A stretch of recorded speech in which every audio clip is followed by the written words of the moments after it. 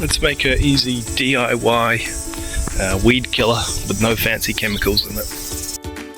All you'll need is some table salt, some soap, some vinegar, and your spray bottle, whatever you're going to use to apply the spray to your weeds. Okay, so the ratio is 4 litres of vinegar, 1 cup of salt, and 1 tablespoon of dish liquid or soap. So the vinegar will burn the leaves, the salt will draw water from the cells of the plant, and the soap is just to spread it around and make it stick to the plant instead of rolling off. Okay, so in we go. 4 litres vinegar.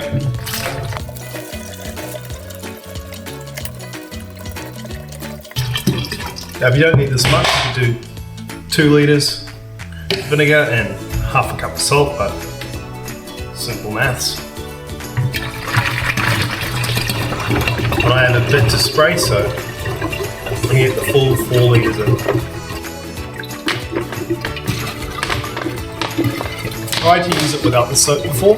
I kind of didn't believe that it was needed in the beginning, and I saw the solution just roll off the leaves and it didn't work nearly as well.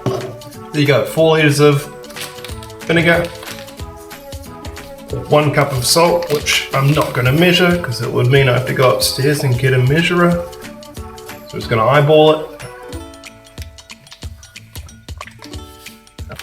You're either going to think it's too much or not enough. Who knows? There we go. And a bit of a spray of dish liquid. Now, the ratio is not exact. Trust me, it'll still work. Another thing you need to remember is to give your bottle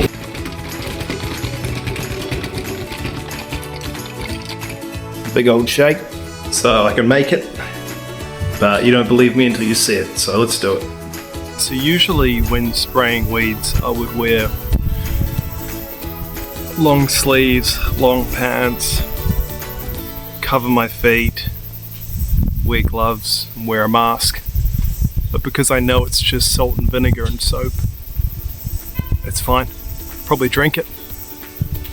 Tastes pretty good on a chip, apart from the soap. Okay, so here we have a classic scenario of weeds growing in a crack. I'm going to spray this area, and I'll give you updates on how it's going throughout the day. Make sure you cover the whole weed. Really get in there.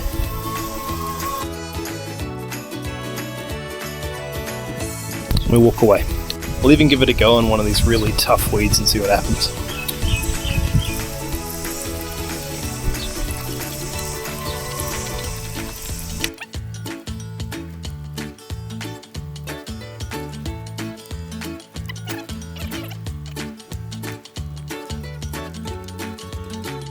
Alright, well, now I'm gonna go play Xbox and we can wait to see what happens. Okay, so this is after the first hour. You can see a lot of wilting. It's almost like a whitish sheen.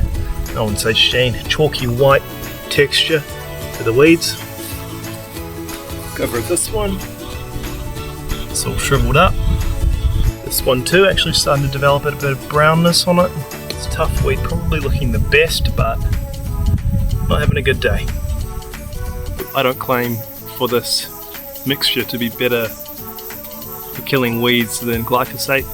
I actually have glyphosate that I've used before and it's very effective. For some reason you don't want to use glyphosate. For example, I just had a baby, so I don't feel comfortable with those chemicals around. This is a good alternative. This is after 3 hours, and as you can see it's completely white and dried up. And our toughest one, looking not so tough. Another thing to add is that using salt in the ground can actually affect the future growth of classic. Can actually affect the future growth of plants in that same zone. So me spraying in a crack, I mean I don't really want to plant anything there in the future, so I'm okay doing that. yeah, it's the morning after. Here's the tough one. And this is the afternoon.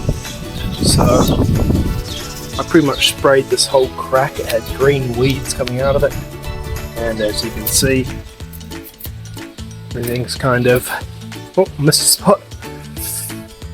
Everything's dry and dying.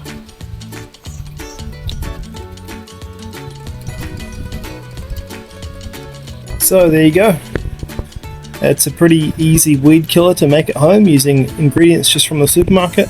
It's pretty cheap and it doesn't really involve any harmful chemicals that I don't understand the name of.